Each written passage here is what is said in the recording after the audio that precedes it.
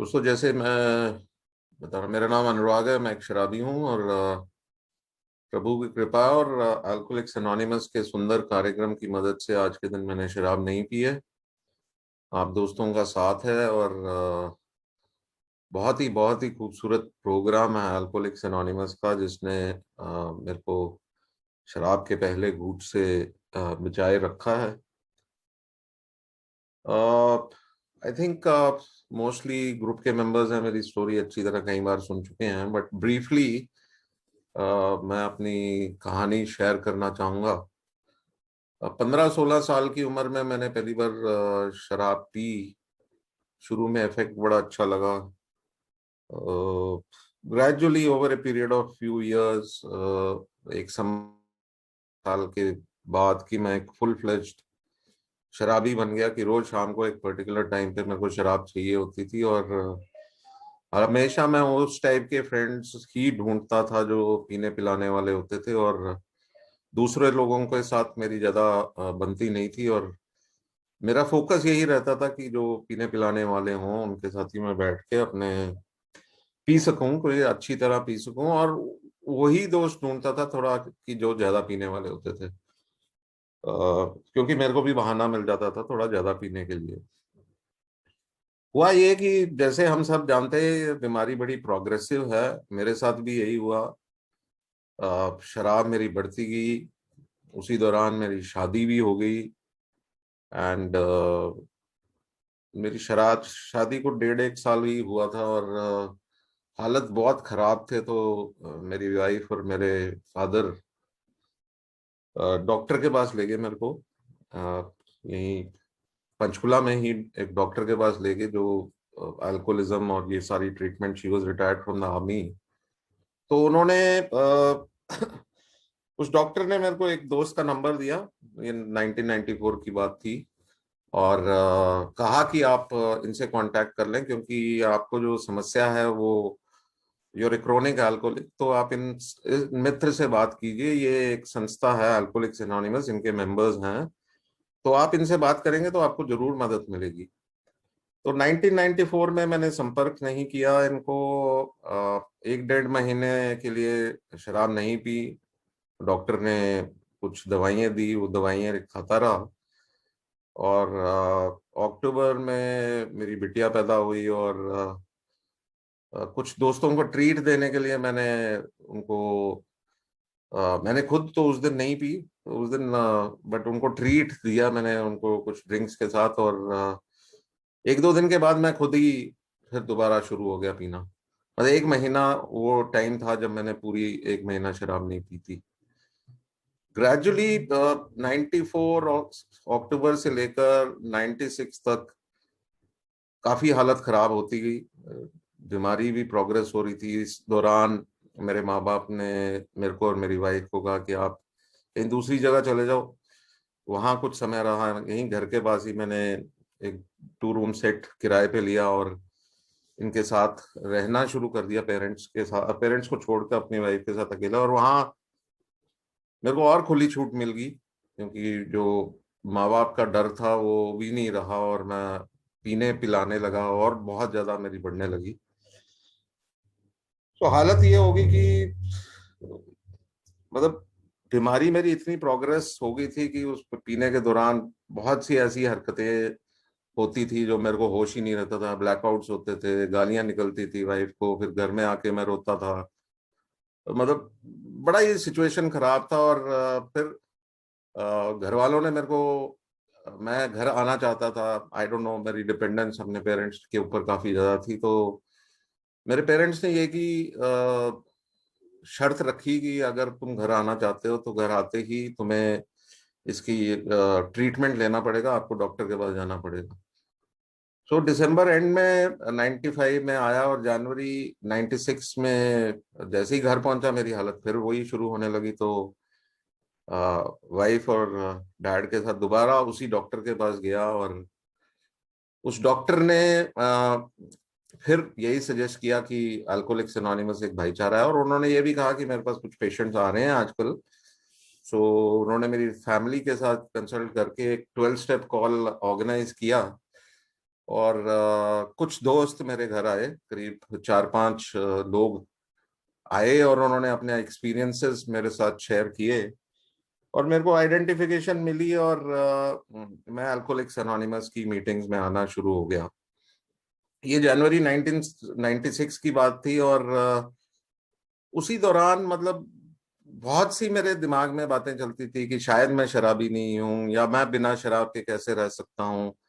मेरे को जनवरी 1996 से लेकर मार्च 1997 तक मैं मीटिंग्स आता रहा, बीच बीच में शराब पीता रहा, बीच बीच में कोशिश भी करता रहा किसी तरह शराब से दूर रहने के लिए। वो शुरू के दिनों में बहुत बहुत समस्या थी, क्योंकि मेरे को कभी लगता था यार मैं तो अभी, मेरी उम्र ही कितनी है, 30-31 साल का हूं मैं।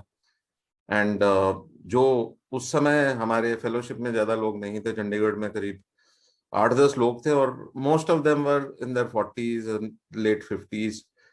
और मुझे यही लगता था यार मैं तो अभी बहुत छोटा हूँ और अभी तो मेरे मस्ती मारने के दिन हैं और अभी पिलाने के दिन हैं। ये लोग तो स्पिरिचुअलिटी की बातें करते हैं और क्या क्या बातें करते हैं, मेरे को नहीं सूट करती है ये फेलोशिप।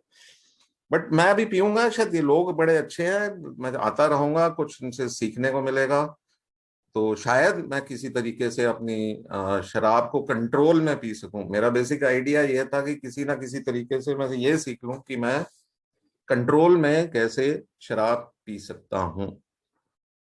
बट यहाँ मतलब बीच बीच में हफ्ते का गैप होता, करीब 10 दिन का गैप होता, फिर कोई ना कोई एक बीच में से अर्ज उठती और मैं फिर पी लेता। एंड उसके बाद करीब फरवरी 97 में कुछ समय के लिए, अबाउट 25-28 डेज के लिए मैंने शराब छोड़ी। और फिर जब शराब, उस दिन एक दिन मैंने बड़ी खूब डट के पी और उस दिन रात को ब्लैकआउट इतना तगड़ा हुआ कि मेरे को याद ही नहीं कि मैं घर कैसे पहुंचा हूं, क्योंकि बाइक पे भी काफी चोट वोट, मतलब हेडलाइट टूटी हुई थी, मेरे हेलमेट जो पहना हुआ था वो भी उस पे निशान लगे हुए थे, मैं भी, मेरे को भी काफी बाजू वगैरह पे चोट लगी थी और मेरे को लगता नहीं था कि, मुझे समझ ही नहीं आती थी कि ये कैसा हुआ, कैसा, मेरे को बिल्कुल याद नहीं था, टोटल ब्लैकआउट था। तो उस दिन मैंने, आई वेंट ऑन माई नीज और मैंने हाथ ऊपर करके मदद मांगी उस ऊंची शक्ति से और फिर जाके शराब से दूर हुआ। मतलब मेरी जो अर्ज थी शराब पीने की वो जाती रही। दो मैं ड्यूरिंग दैट टाइम मैं दोस्तों के साथ काफी कहीं ना कहीं मतलब जब इन दोस्तों के साथ रहता था, ये मेंबर्स के साथ, तो मैं कहीं ना कहीं इन दोस्त के साथ 12 स्टेप कॉल पे भी चला जाता था। मैं अभी पी ही रहा था तो कमांड हॉस्पिटल पंचकुला में मीटिंग्स भी शुरू हो गई थी, तो मैं इन दोस्तों के साथ चला जाता था, पर पीछे बैठ के सुनता था क्या कह रहे हैं, मैं शेयर नहीं करता था। पर जब सोबर हो गया, उस समय मेरे जो यहाँ ग्रुप के को फाउंडर थे उनकी ट्रांसफर हो गई थी बाहर, और मोरलेस एक दो मेंबर्स और भी थे पर वो इतने रेगुलर नहीं थे, तो थोड़ी रिस्पॉन्सिबिलिटी मेरे पे आई और ये ग्रुप को मतलब ग्रुप के मीटिंग्स को खोलना और उसके बाद लगातार सपोर्ट करना किसी न किसी तरीके से, तो वो मैं उस काम में लग गया। और डट के मैं ये कि कोई ना कोई एक्टिविटी में इन्वॉल्व होता था। यहाँ उसी दौरान 97 में यहाँ चंडीगढ़ में पहली कॉन्फ्रेंस हुई और मैं ये कि अपने आप को उसमें इन्वॉल्व कर लिया। और आई थिंक मुझे जो सपोर्ट सिस्टम मिला अल्कोहलिक्स एनोनिमस में, सेवा करने का, और जो दोस्तों ने मेरे को शुरू में कितनी सपोर्ट की उसको, वो शुरू के दिनों में और शुरू के कुछ सालों में वो मेरे को बहुत मदद मिली शराब से दूर रहने के लिए। सो आज का जो टॉपिक है स्लिप्स एंड रिलैप्स, मैं अपने जो एक्सपीरियंसेस जो मैं देखता हूँ कि जो शुरू के 15 महीने जब मैं अल्कोहलिक्स एनोनिमस में आया ही था, वो जो मेरे एक्सपेरिमेंट चलते थे, मैं ये समझता हूँ कि शायद वो उसको हम वॉट एवर डेफिनेशन हम उसको दें, पर मैं पूरी तरह या तो प्रोग्राम को नहीं समझ पाया था या मैं अपनी अल्कोहलिज्म को नहीं समझ पाया था कि मैं समस्या क्या है मेरी और सोल्यूशन क्या है उसके बारे में मेरे को कुछ नॉलेज नहीं थी। शायद मेरा दिमाग थोड़ा ज्यादा ही मोटा था, जो इतना टाइम लग गया तो मेरे को ये समझने के लिए कि प्रॉब्लम क्या है और सोल्यूशन क्या है। तो जैसे कहते हैं ना कि यहाँ मीटिंग्स आते रहो और सुनो, तुम्हारे दिमाग पे मतलब एक पत्थर पे भी रस्सी को रगड़ो तो वो भी पत्थर पे निशान छोड़ जाती है। सो उसी तरह मुझे लगता है मेरे इस मोटे दिमाग पे भी बार बार मीटिंग्स आते रहना, कुछ लिटरेचर पढ़ते रहना, ऐसे एक ये असर हुआ कि मैं भी, मेरे पे भी असर हुआ और मैंने भी फाइनली सरेंडर कर दिया उस ऊंची शक्ति के हवाले, जिसको उस समय मैं नहीं समझता था।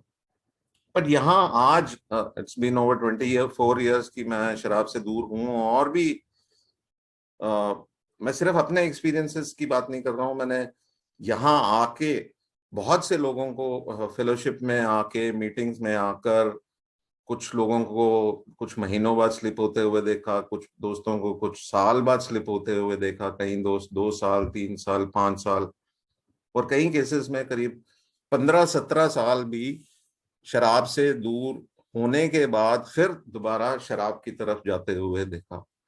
फॉर्चुनेटली मेरे साथ प्रभु की कृपा बरकरार रही कि जो मैं इस तरफ दोबारा नहीं गया, बट जो एक्सपीरियंसेस मैंने सीखे और जो लिटरेचर या जो किताबें पढ़ी और जहां से मेरे को आइडेंटिफिकेशन मिली, वो मैं आप दोस्तों के सामने शेयर करना चाहूंगा। सबसे पहले बात, इनफैक्ट एग्जैक्टली स्लिप या रिलैप्स होता क्या है, मतलब डिक्शनरी मीनिंग अगर रिलैप्स का देखें तो वो ये कहता है कि ये recurrence of symptoms of a disease after a period of improvement, यानी कि सुधार की अवधि के बाद एक बीमारी के लक्षण की दोबारा आना। और ये क्यों होता है, ये क्यों होता है? तो I remember reading an article by अपने ये डॉक्टर सिल्कवर्थ है जिन्होंने डॉक्टर्स ओपिनियन लिखा। उन्होंने 1947 में ग्रेपवाइन में उनका एक आर्टिकल है, स्लिप्स एंड ह्यूमन नेचर। उनका ये कहना है कि इसमें कोई इतनी बड़ी बात नहीं है। बेसिकली नॉर्मली लोग कहते हैं ना कि भाई शराबियों पे यकीन मत करो, ये कभी भी दोबारा जाके पी सकते हैं। तो डॉक्टर सिल्कवर्थ का ये कहना है कि इसमें कोई मिस्ट्री नहीं है। कोई आदमी जो कोई शराबी जो कुछ समय के बाद दोबारा शराब की तरफ चला जाता है, ऐसे मिस्ट्री की कोई बात ही नहीं है। कहते ये बेसिकली एक ह्यूमन नेचर है। हम लोग मतलब वो एग्जाम्पल दे रहे थे अपने उस आर्टिकल में, उन्होंने 2-3 एग्जाम्पल दिए।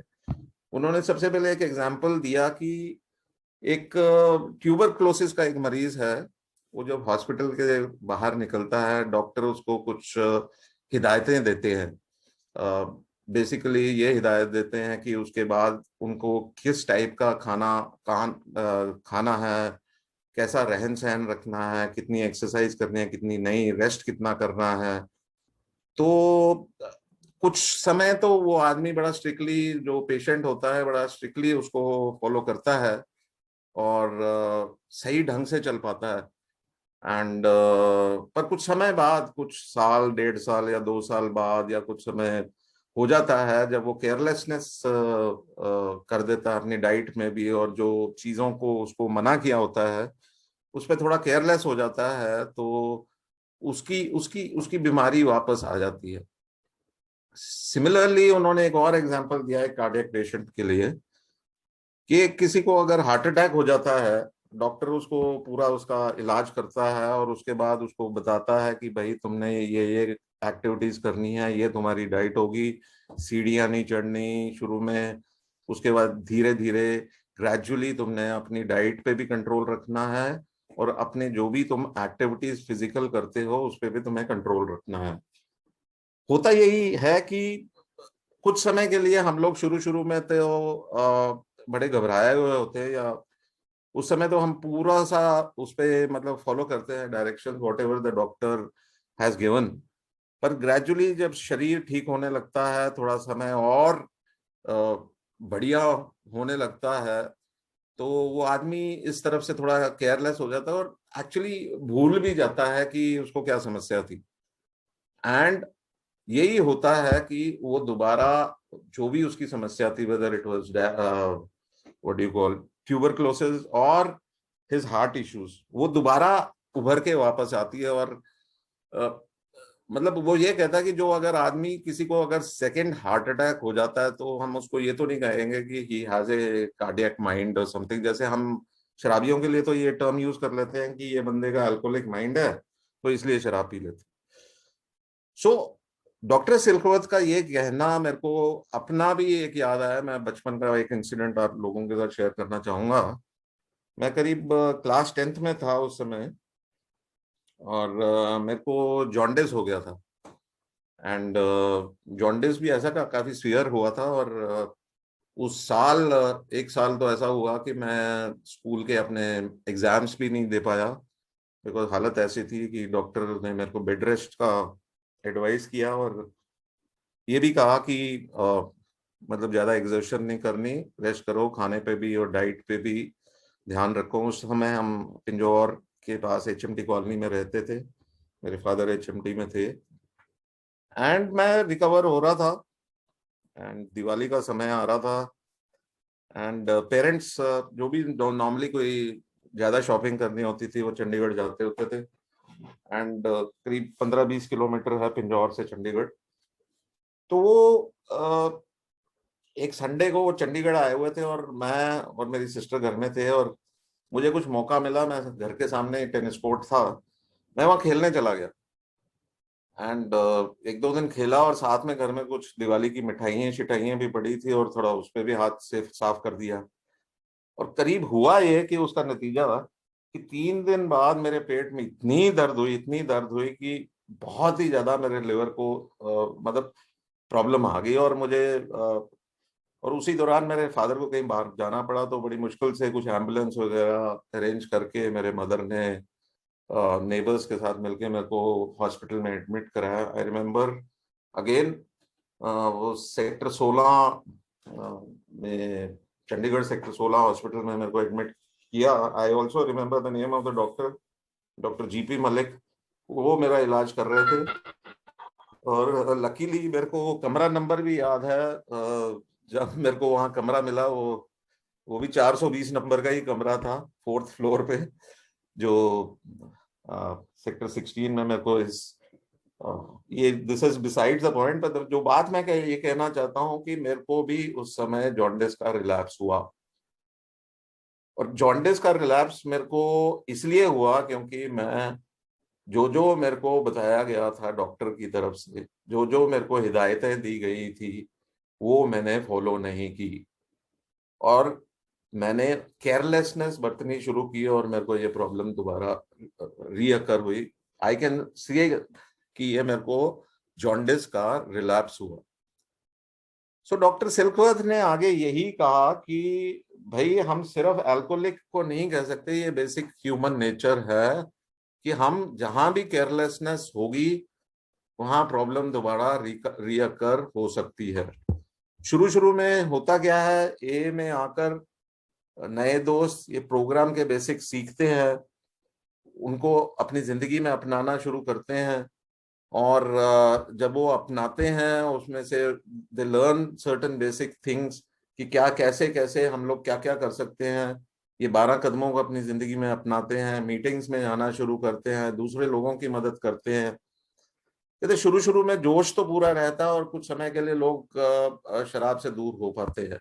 But over a period of time, जब life takes over and people start taking things casually, and उसके बाद ये होता है कि धीरे धीरे जिंदगी की समस्याएं भी आनी शुरू हो जाती हैं, और पीपल स्टार्ट बिकमिंग रिलैक्स।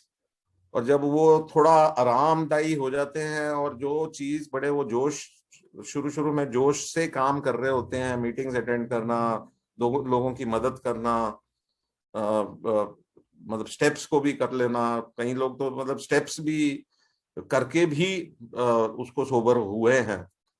तो उनका ये बेसिक कहना ये है कि स्लिप्स जनरली जो रिलैप्सेस है कि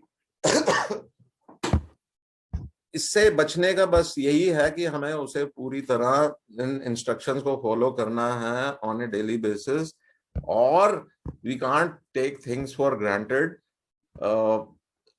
मतलब सिंपल बात यह है कि अगर वो ट्यूबरक्लोसिस है, whether it is heart condition, cardiac issues हैं या तुम्हारी अल्कोहलिज्म है, मुझे सावधान रहना बहुत जरूरी है।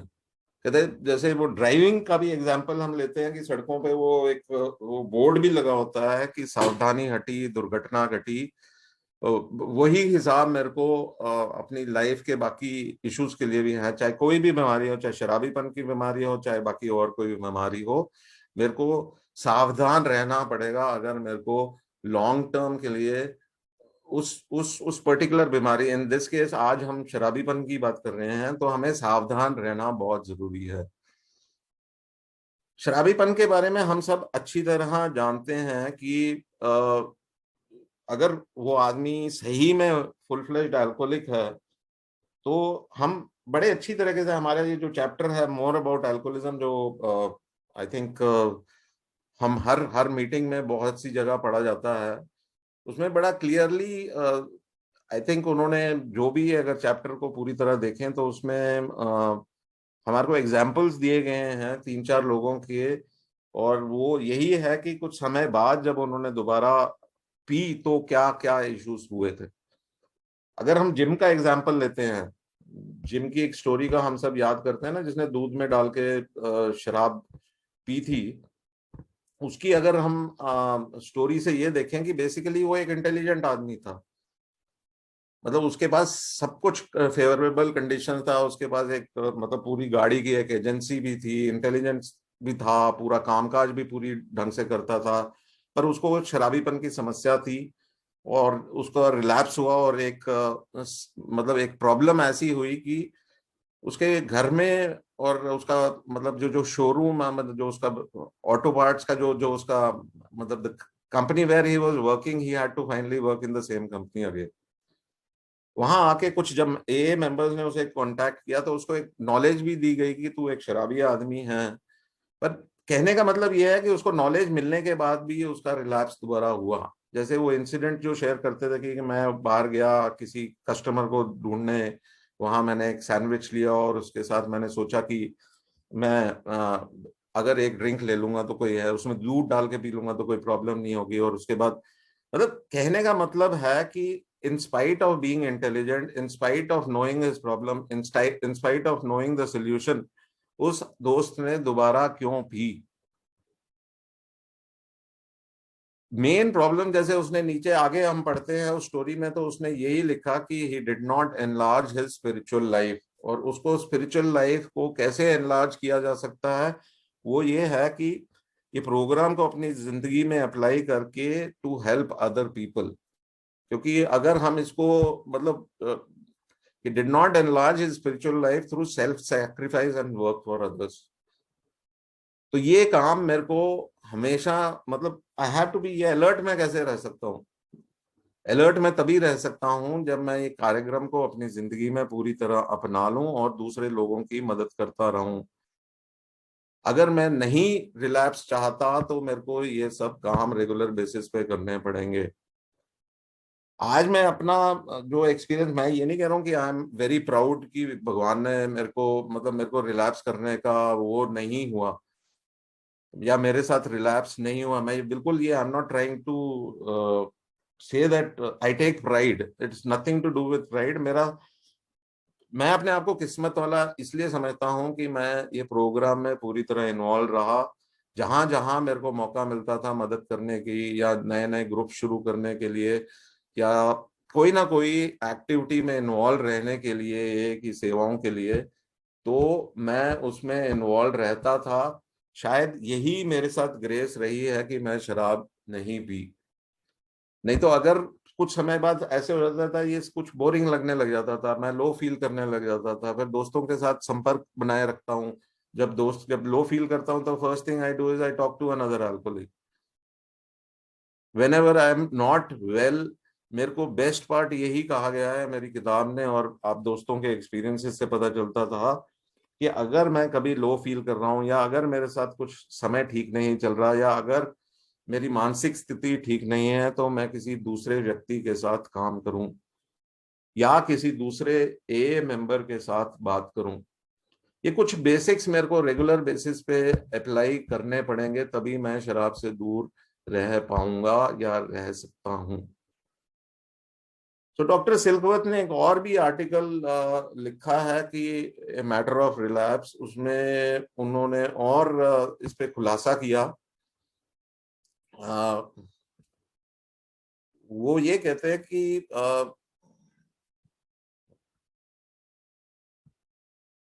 नॉर्मली इसमें ये कहा गया है कि सबसे पहले डॉक्टर सिल्कवर्थ, मैं उनका वर्बेटिम पढ़ता हूँ इनको, वो क्या कहते हैं, first he explains, let us remember the cause. The A who slips has not accepted the A program in its entirety.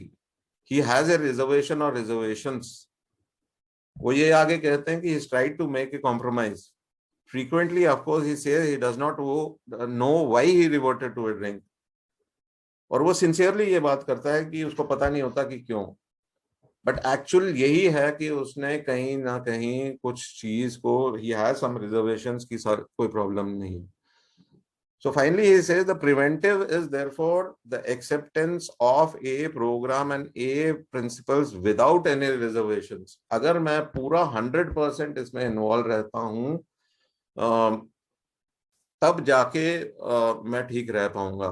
उन्होंने आगे ये बताया कि ए के क्या क्या टूल्स काम आते हैं। वो कहते हैं to be sure a offers a number of highly useful tools and props. It's group therapy is very effective. कहते ग्रुप जो आपका जाके भाईचारा है वो बहुत इफेक्टिव है। I have seen countless demonstrations of how well you 24 hour plan operates. ये 24 आवर प्लान के बारे में उन्होंने स्ट्रेस किया है। And the principle of working with other alcoholics has a sound psychological basis. इसके बारे में ये कहा है कि दूसरे शराबी के साथ काम करेंगे वो भी आपको बचाए रख सकती है। All of these features of the program are extremely important. But he says, in my opinion, the key principle which makes A work where other plans have proved inadequate is the way of life it proposes based on the belief of an individual in a power greater than himself.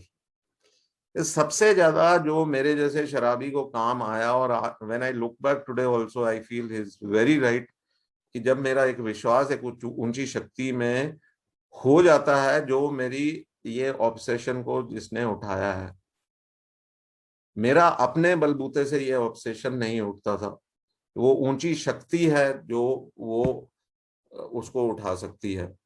मुझे अगर slips और relapse से बचना है तो मेरे को अपने आप को ये प्रोग्राम में पूरी तरह से इन्वॉल्व करना पड़ेगा। मतलब हमारे पास जितने टूल्स दिए हुए हैं, डॉक्टर बॉब का जो मेन जो उनका फोकस रहता है, हमेशा उन्होंने इतने लोगों की मदद की है। उनका भी एक बहुत सिंपल सा एक फॉर्मूला था, trust God, clean house and help others. कि भगवान पे विश्वास रखो, चौथे कदम को पूरी तरह करो, अपनी सफाई करते रहो और दूसरों की मदद करते रहो। सो ये बेसिकली अगर रिलैप्स से बचना है तो मेरे को इन सब चीजों में इन्वॉल्व रहना पड़ेगा। दूसरी बात, हमारे किताब में ये भी कहा गया है कि अगर रिलैप्स हो जाता है तो क्या करना चाहिए। आई थिंक ये चैप्टर है 2 वाइव्स, इसके पेज 120 में उन्होंने एक पैराग्राफ, सेकंड पैराग्राफ में लिखा है, कहते दो it is infinitely better that he has no relapse at all, कि शराबी को रिलैप्स ना हो वो तो बहुत ही बेहतर है, as it has been true with many of our men, but it is by no means a bad thing in some cases. आगे जो स्ट्रेस करने वाला पॉइंट ये है कि your husband will see at once that he must redouble his spiritual activities if he expects to survive. अगर उसको शराब से दूर रहना है या सरवाइव करना है तो उसको अपनी ये स्पिरिचुअल एक्टिविटीज क्या है, trust God, clean house and help others. कई लोगों ने एक दूसरा भी लैंग्वेज दिया है, जीपीएस। जीपीएस क्या होता है? Gratitude, prayer and service. GPS को भी ऑन करो, या trust God, clean house and help others, so definitely this will help you to stay away from alcohol. और अगर हम एक बार स्लिप हो जाते हैं तो मेरे को अपनी स्पिरिचुअल एक्टिविटीज को रीडबल, एक तो डबल होता है, डबल का भी रीडबल करना पड़ेगा। तो दिस इज एक्चुअली बहुत ही क्लियर कट मेरे को ये बताया। कई बार बड़ा कंफ्यूजन भी होती है कि कई दोस्त शेयर करते हैं यार शायद उस पर ग्रेस नहीं हुई है। मेरे हिसाब से कि ग्रेस उस ऊंची शक्ति की तब हो जाती है जब अल्कोहलिक्स एनोनिमस का मैसेज मिलता है, इसके बेसिक टूल्स के बारे में बताया जाता है, और जब पता चल जाता है, और उसके बाद it depend on me whether how badly I want it and how badly I want to keep my sobriety, वो उसके ऊपर डिपेंड करता है। मैं सबसे बढ़िया पार्ट तो सबसे नंबर वन, चाहे न्यू कमर जितना भी समय उसको अल्कोहलिक्स एनोनिमस में आए हुए हुआ है, जैसे ही वो ए में आता है सबसे पहले मैं रिकमेंड करूंगा, मेरी सजेशन है कि वो जल्दी से जल्दी एक स्पॉन्सर ले और कोशिश करे ये कदमों को जल्दी से जल्दी अपने जीवन में अपनाए। एक बार वो कदमों को अपनी जिंदगी में अपनाना शुरू कर लेगा, उसके बाद I think if he maintains it on a regular basis, step 10, 11, 12 में रहेगा, एंटीना हाई रखेगा, मतलब सावधानी बरतेगा, तो डेफिनेटली स्लिप अवॉइड किया जा सकता है, स्लिप से दूर रहा जाता है। कई बारी देयर आर सम सर्कमस्टांसेस जब कुछ दिमाग में आता नहीं, क्योंकि नॉर्मली जो रिलैप्स है और मोर अबाउट अल्कोहलिज्म में जितनी भी स्टोरीज हमने पढ़ी कि सब कुछ ठीक ठाक होते हुए आदमी एकदम पता नहीं क्या होता है, वो एक ड्रिंक उठा लेता है। ये मेंटल ब्लैंक स्पॉट्स को अगर मेरे को अगर मैं अपने आप को ये प्रोग्राम को रेगुलर बेसिस पे करता रहूंगा, ये स्टेप्स में इन्वॉल्व रहूंगा, मेरे अंदर एक पर्सनालिटी चेंज आएगा जिसको कहते हैं हम स्पिरिचुअल एक्सपीरियंस या स्पिरिचुअल अवेकनिंग। अगर मैं उस एक्सपीरियंस या अवेकनिंग में रहकर आगे बढ़ता हूं तो टफ से टफ ये ब्लैंक स्पॉट्स भी जाते रहेंगे। I've been grateful, मैं बहुत ही शुक्रगुजार हूँ भगवान का कि बहुत से कुछ टफ सिचुएशंस आए लाइफ में। नॉट ओनली मतलब जब मैं शराब छोड़ने के बाद भी कुछ सालों में कुछ समस्याएं जो आई उनको भी मेरे को हैंडल करने के लिए सबसे बढ़िया एक मेरे को जो टूल्स मेरे को जो दिए गए हैं, एक प्रार्थना करना, एक उस पे पूरा अटूट विश्वास रखना, और अपने दोस्तों के साथ उसको डिस्कस करना, उनसे गाइडेंस लेना। और सबसे मजे वाली बात जो मेरा है कि दोस्त भी मेरे साथ हमेशा रहते हैं, और वो ऊंची शक्ति ने भी कभी मेरे को मतलब he is never let me down. मेरे को ये विश्वास जो मेरा बदल के एक दृढ़ फेथ में बदला है, वो तभी हो पाया है कि मैं आज भी जो चीजें maintain on a daily basis करता हूँ, वो सुबह उठ के प्रार्थना और ध्यान मैं करता हूँ पहले, उसके बाद मैं अपने डेली रिफ्लेक्शंस, ये थॉट फॉर द डे और एज बिल सीज इट और एक दो और स्पिरिचुअल किताबें उनको पढ़ता हूँ। उसके बाद मैं अपने काम में दिनचर्या में लग जाता हूँ, और कभी ना कहीं किसी कभी ना कभी दोस्तों के साथ बैठ के बिग बुक के साथ उसको पढ़ते हैं हम लोग कुछ मिल के, जिसके दौरान ही उन दोस्तों के कुछ कदम हो जाते हैं। वो मैं आज की डेट में भी in this covid time also I try to practise. आजकल हम जूम पे बैठते हैं कुछ 2-3 दोस्त मिलके हफ्ते में 2 दिन, एंड मैं कुछ पीछे मेरा भी काफी लो पीरियड चल रहा था, बिकॉज पीछे last last year my mother passed away. उसके बाद जनरली ही लाइफ से थोड़ी नीरसता आती रही, और आई वाज जस्ट फीलिंग कि there was my life was meaningless. And कुछ दोस्तों से बात हुई और उन्होंने यही सजेस्ट किया कि why don't you start take a few more sponsees and start working the steps with them. और टू बी ऑनेस्ट, मैं जो पीछे एक I consulted with psychiatrist also कि मेरे को कहीं डिप्रेशन या ये तो नहीं हो गया। उन्होंने कुछ दवाई दी जो मेरे को सूट नहीं की, बट मेरा जो डिप्रेशन की सबसे बड़ी मेरे को जो दवाई मिली जब मैं नए दोस्तों के साथ बैठ के उनके साथ किताब पढ़ता हूँ, और जो हम एक्सपीरियंसेस शेयर करते हैं एक दूसरे के साथ, वो मेरे को चार्ज किए रखता है फॉर फ्यूचर। एक समय था जब मैं पीछे काफी लो था, बट इस दौरान मेरे को ये पता चल गया कि बॉस, अगर मेरे को बिना शराब के खुश रहना है, जो मेरी जो अनट्रीटेड अल्कोहलिज्म, जो ड्राई ड्रंक वाली हरकतें थी, बीच बीच में उभर के आती हैं। मैं ये नहीं कहता हूँ कि मैं रिकवर नहीं हो गया हूँ तो मेरे घर समस्याएं नहीं है, खुश भी नहीं रहता हूँ, कोई फाइनेंशियल भी समस्याएं होती है, कुछ डर भी लगते हैं, पर मेरे को प्रार्थना करनी पड़ती है, विश्वास करना पड़ता है और आगे काम करना पड़ता है। तो मतलब ये नहीं है कि ए में आ गया, मतलब जो मैं कहने की कोशिश कर रहा हूँ कि a coming to a and attending meetings is not a guarantee कि आप सारी उम्र के लिए शराब से दूर रहोगे। I have to work on a daily basis also. अगर मैं इस पे काम करता रहूंगा, प्रोग्राम में रहूंगा, दोस्तों के साथ संपर्क में रहूंगा, आगे लोगों की मदद करता रहूंगा, फिर मैं गारंटी दे सकता हूँ कि मैं शराब से दूर रह सकता हूँ। एंड एक दिन के हिसाब से ये है, मेरे को ज्यादा लंबी चौड़ी सुननी नहीं है, ज्यादा सोचना नहीं है। मैं अगर इस हिसाब से चलता रहूंगा तो आई एम 200% श्योर कि कोई भी दोस्त इसको फॉलो करेगा। तो मतलब हमारे से पहले भी बहुत से लोग हैं जिन्होंने 60-60, 70-70 साल भी करके रहे हैं, तो अगर वो लोग कर सकते हैं तो हम लोग क्यों नहीं कर सकते। सो मैं समर्पण ग्रुप और नीरज को धन्यवाद करता हूँ, आज इन्होंने अपॉर्चुनिटी दिया मेरे को अपना experience strength and hope share करने के लिए। Thank you so much. Thank you Anurag. मैं सब दोस्तों से रिक्वेस्ट करूंगा, अगर किसी का कोई सवाल है तो वो पूछ सकता है, प्लीज अपना हाथ रेज कर दें।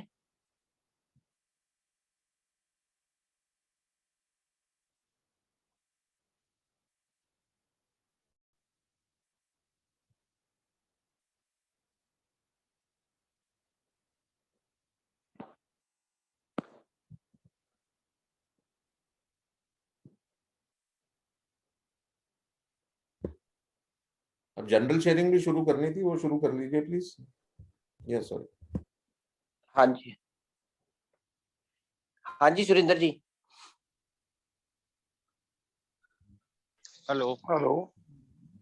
हाँ दोस्तों, मेरा नाम सुरेंद्र है, मैं एक शराबी हूँ। हेलो सुरेंद्र। भगवान की दया और फैलोशिप की नमस्कार। आज शराब के पहले भूख से दूर हूँ।